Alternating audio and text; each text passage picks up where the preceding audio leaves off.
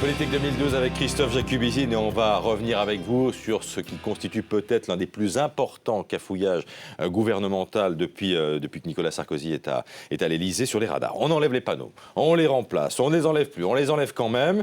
Que s'est-il passé au sein du gouvernement décryptage? C'est vrai que tant d'amateurisme cache sans doute quelque chose. Et ce que ça cache, c'est effectivement une rivalité entre le Premier ministre et son ministre de l'Intérieur, François Fillon et Claude Guéant. D'ailleurs, une telle rivalité, c'est pas la première sous la Ve République. Souvenez-vous par exemple de la rivalité qui opposait Dominique Villepin, Premier ministre, à Nicolas Sarkozy, ministre de l'Intérieur. Donc cette fois-ci, c'est Fillon-Guéant. Alors, je rappelle rapidement les faits. Mardi, au cours du petit déjeuner de la majorité, François Fillon dit on ne reculera pas. Il répond aux 80 députés frondeurs.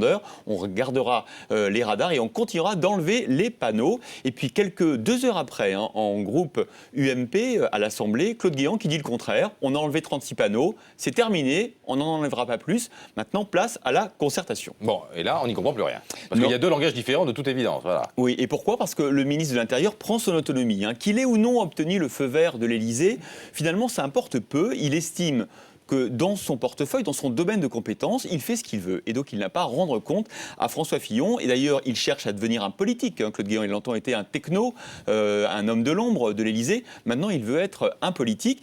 D'ailleurs, ça marchait parce qu'après son discours devant les députés mardi, il y a un des députés qui s'appelle Philippe Meunier, qui est député du Rhône, qui s'est exclamé « Vous êtes un grand ministre ». Bon, et que dit Nicolas Sarkozy? C'est quand même lui l'arbitre, non? Oui, le patron, c'est ça, Christophe. Ouais. Eh bien, en fait, le patron, c'est Ponce Pilate.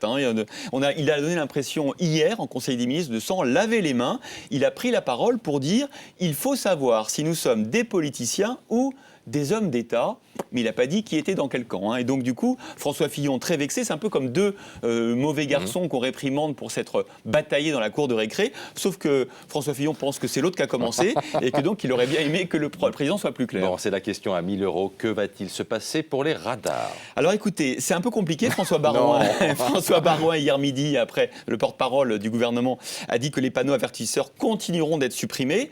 Réponse d'un député, Yann Favnek, sur son compte Twitter. Barouin nous prend vraiment pour des cons. Il y en a marre des incohérences du gouvernement. Vous voyez, c'est les députés UMP qui parlent.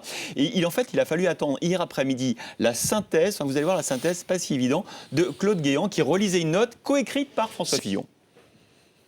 Ces radoirs pédagogiques seront implantés de façon aléatoire et non systématiquement à 400 mètres d'un radar fixe comme aujourd'hui. Il y en aura à des lieux adéquats avant les radars fixes. Il y en aura aussi à d'autres endroits dangereux sans radar. On hésite un peu entre Coluche et Raymond Devos. Pardon, je voulais dire François Fillon et Claude Guéant. Excusez-moi. Bon, Jean-Jacques Bourdin avait la bonne formule hier matin. Il disait qu'on va installer des radars pour annoncer les radars. Voilà. Ou des panneaux sans radar ou des radars sans panneaux, voilà, comme vous voulez. c'est ça.